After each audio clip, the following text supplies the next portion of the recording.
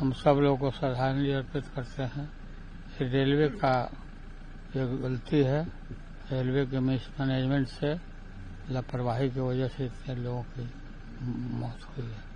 मुझे काफी अफसोस है। फेलियर है सर रेलवे का। फेलियर है ना, फेलियर है तब ना सर। जिम्मेवारी रेल मंत्री को लेनी चाहिए, लेना ही चाहिए ना रेल मंत्री को।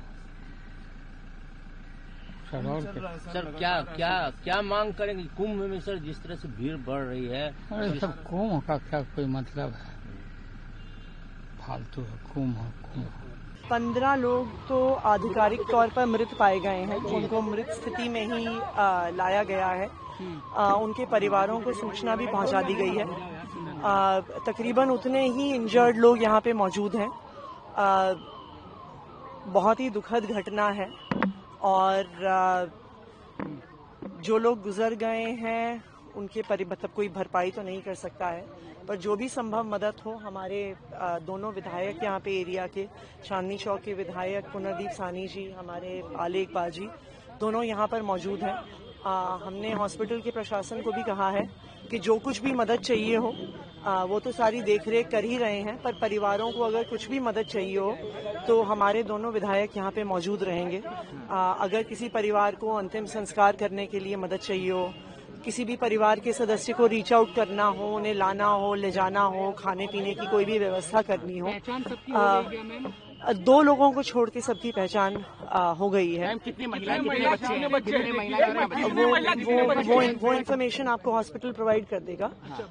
हम मिले हैं जो इंजर्ड हैं यहाँ पे, पूरा उनका इलाज चल रहा है और पूरी देखरेख के साथ इलाज चल रहा है।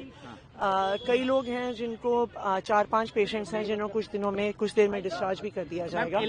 ये देखिए बहुत दुखद घटना है और जो लोग गुजर गए हैं हम उनकी आत्मा की शांति के लिए प्रार्थना करते हैं। ये दिखाती है कि हमारा जो भारतीय रेल है, जो रेल विभाग है, वो किस स्तर की बद इंतज़ामी और लापरवाही देश के नागरिकों को सौंप रहा है। भारतीय रेल की स्थिति कुछ इस प्रकार हो गई है कि जनता को आलू की बोरियों की तरह ट्रेन में ठूस के लाद के भेजा जाता है। कहीं ट्रेन में शौचालय में भी अगर बैठने की जगह, आपको खड़े होने की जगह मिल जाती है तो यात्री अपने आप को भाग्यशाली समझता है। प्रयागराज और उसके आसपास के कई सारे रेलवे स्टेशंस को क्राउड मैनेजमेंट ना करने की वजह से, ना ठीक से होने की वजह से भारतीय रेल को बंद कर देना पड़ा। देखिए, इस तरह की घटना दुखद है और निश्चित तौर पर रेल प्रशासन या जो स्थानीय प्रशासन है वो उसके लिए जिम्मेवार है।